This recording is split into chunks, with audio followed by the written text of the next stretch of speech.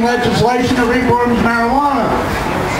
States have a right to set their own course. That's guaranteed in the Constitution.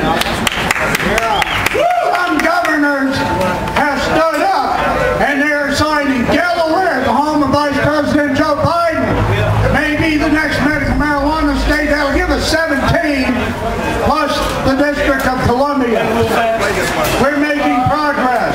Here in Indiana, who would have ever thought we have a chance? SB 192 was filed back in January by Indiana State Senator Karen Talley out of Portage, Indiana. This bill would have commanded the Legislative Research Commission this summer to hold hearings on marijuana. Our Democrat friends in the House had to leave for 5 weeks to stop a very, very seriously bad bill from becoming law. Yes. Unfortunately, over 100 bills got sent to the Rules Committee. That's where bills go to die. SB 192 was one of them. But Karen Talley, in her wisdom, filed Senate Resolution 70, SR 70. That, in effect, does the same thing. Now, most resolutions coming out of the government are pats on the back to a high school music band or whatever, and they usually don't mean anything, but a Senate resolution can have the same impact as Senate Bill 192 has. The resolution passed out of the Senate committee by a vote of 7-2 to go to the full Senate for a voice vote. That means they say all in favor, say aye, and it was overwhelmingly aye. We have SR 70 with one more hurdle to cross, and that's where we need you folks. Back at our table, we have information about SR 70. We need to contact the 4 leaders of the Indiana General Assembly. The 2 senators involved they've already approved it. They're going to go along with it.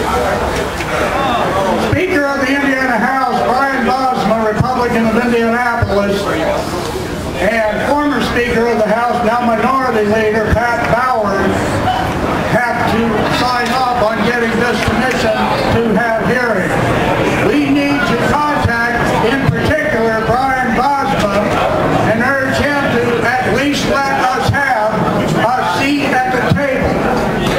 That's all Senate Resolution 70 will do, is allow us to go have an official conversation with the state of Indiana.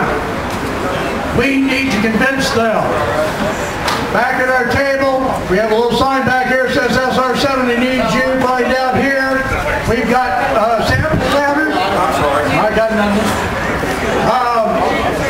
We got sample letters that you can take and mail.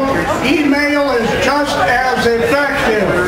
Go to inormal.com. That's inorml.com. And we have the sample letters on the website that you can email to them. It also has links to the information.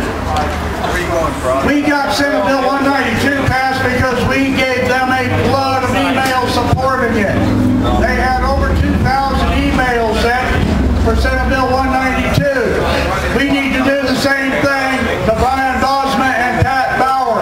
Bauer is most likely on our side, but we don't know yet.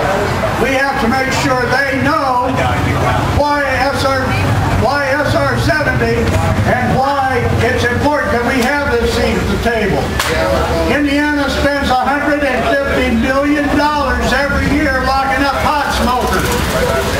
That's $150 million that could go to education or to fix our highways or any other number of things that are needed in state government. That's $150 million out of our pockets every year to lock up people for having a peaceful relationship with a God-grown plant. This is wrong. This is a waste of our money. Nationwide, the Republican Party was hollering about wanting to cut $100 billion out of the budget. I could tell them how to do it with 2 strokes of the pen. 1, stop locking up marijuana smokers nationwide, because we spent $50 billion a year as a nation to do that.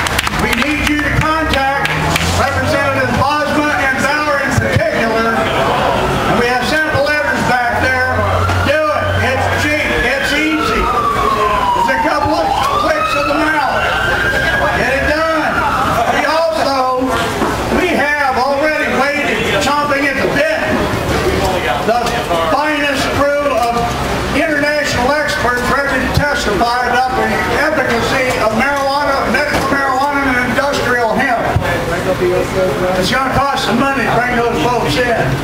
We can't. And we've had a couple of them that have volunteered to come in on their own dime.